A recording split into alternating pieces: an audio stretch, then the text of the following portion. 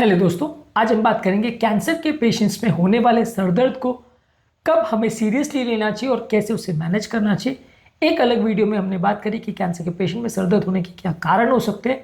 आज उसी डिस्कशन को आगे कंटिन्यू करके हम उसके मैनेजमेंट पर, उसके ट्रीटमेंट पर और उसकी इमरजेंसी सिचुएशन और लॉन्ग टर्म मैनेजमेंट पर, ये सारे एस्पेक्ट्स पर बात करेंगे ताकि ओवरऑल कैंसर के पेशेंट में होने वाले सर दर्द में क्या इंपॉर्टेंट इश्यूज होते हैं और उसको कैसे हम डील करते हैं, ये सारी चीज़ें आपको समझ में आ जाए। टॉपिक पर जाने से पहले जो लोग हमारे चैनल पर नए हैं उन्हें रिक्वेस्ट करूँगा कि चैनल को सब्सक्राइब करें, वीडियोस को लाइक करें, शेयर करें, फॉलो करें, कमेंट करें, पूरा देखें।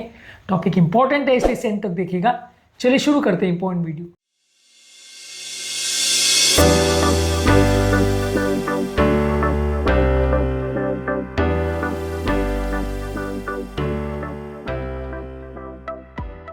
सबसे पहले अगर किसी व्यक्ति को अगर कैंसर है और अगर सर दर्द हो रहा है तो पेन रिलीविंग मेडिसिन जैसे अगर एसिटामिनोफेन यानी पैरासीटामोल दे सकते हैं, एसिक्लोफेनाक, आइबुप्रोफेन, ये सारी चीज़ें आप दे सकते हैं। अगर किसी व्यक्ति को माइल्ड हेडेक से, अगर किसी को बहुत ज़्यादा स्ट्रॉन्ग हेडेक है तो ओपियोइड या एसिक्लोफेनाक या इस तरह की ग्रुप की मेडिसिन आप दे सकते हैं ज़्यादा स्ट्रॉन्ग हेडेक के लिए।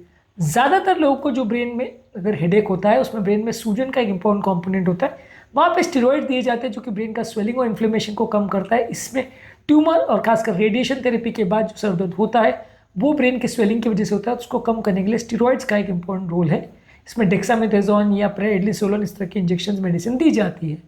इसके अलावा एंटी एमेटिक मेडिसिन यानी उल्टी बढ़ाने वाली मेडिसिन कई बार पेशेंट का नोजिया, वॉमिटिंग इसकी वजह से जो होता है उसको देने से भी कई बार सर दर्द में सिग्निफिकेंट फ़ायदा मिलता है। कई बार सर दर्द के साथ सिग्निफिकेंट पेशेंट को जो नोजिया, वॉमिटिंग होता है, ये इंजेक्शन दवाइयाँ देने से फ़ायदा मिलता है। इसके अलावा ज़्यादातर क्योंकि सर दर्द जो होता है वो ब्रेन में कैंसर सेल्स के साइज बढ़ने की वजह से या कैंसर के फैलने की वजह से होता है, तो कैंसर सेल्स को बढ़ने से रोकने के लिए आपको कीमोथेरेपी या रेडियोथेरेपी देनी पड़ेगी। अगर कोई ब्रेन में सर्जरी पॉसिबल है तो ब्रेन का जो एरिया में जिसमें कैंसर सेल्स बढ़ रहे हैं या ट्यूमर सेल्स बढ़ रहे हैं आप उसको कट के अलग कर सकते हो बिना पेशेंट की कंडीशन को ज़्यादा कॉम्प्रोमाइज़ किए, सेफ्टी को ध्यान में रखते हुए, तो फिर आपको उसको करना है। इसके अलावा पेशेंट की हाइड्रेशन का भी विशेष ध्यान देना है। कई बार पेशेंट को अगर डिहाइड्रेशन हो तो भी लोगों को कई बार सर दर्द होता है और कई बार वॉमिटिंग होने की वजह से बार बार पेशेंट को न्यूट्रिशनल डेफिशिएंसी हो जाती है, वॉमिटिंग से डिहाइड्रेशन भी होता है, तो उसको भी करेक्शन करने के लिए आपको न्यूट्रिशनल सप्लीमेंट्स पेशेंट को देने पड़ते हैं ताकि न्यूट्रिएंट की कमी ना हो जाए। पेशेंट को कई बार हेडेक और स्ट्रेस की वजह से कई बार मानसिक तनाव हो जाता है, तो योगा, प्राणायाम, डीप ब्रीदिंग एक्सरसाइज, मेडिटेशन करके आपको मानसिक तनाव को कम करना है। और अगर बार बार सर दर्द हो रहा है तो ब्रेन के स्पेशलिस्ट को कंसल्ट करना है, ब्रेन की स्कैनिंग करनी है, सर दर्द के कारण को ढूंढना है और उसको प्रॉपरली ट्रीट करना है। अब जानते हैं कि सर दर्द को कब सीरियसली ज़्यादा लेना चाहिए। मान लीजिए अगर किसी व्यक्ति को कैंसर का प्रॉब्लम है, सडन सीवियर हेडेक हो रहा है, तो ये किसी डेंजरस बीमारी की तरफ पॉइंट करता है, तो उसको दिखाना ज़रूरत है।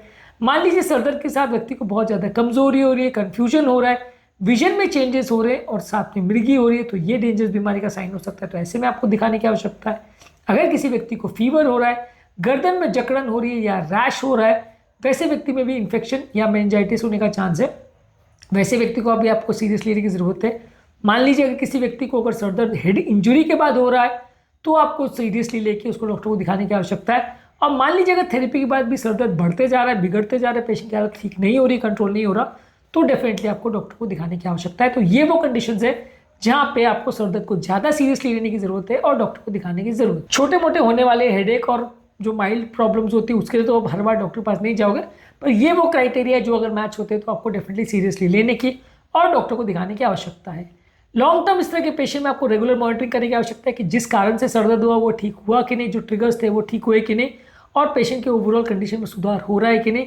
साथ में अगर पेशेंट को वॉमिटिंग वगैरह का कुछ प्रॉब्लम है तो आप उसके लिए मैनेज करोगे, साथ में कोई अगर सिचुएशंस या प्रॉब्लम्स है या स्वेलिंग वगैरह तो उसको मैनेज करोगे।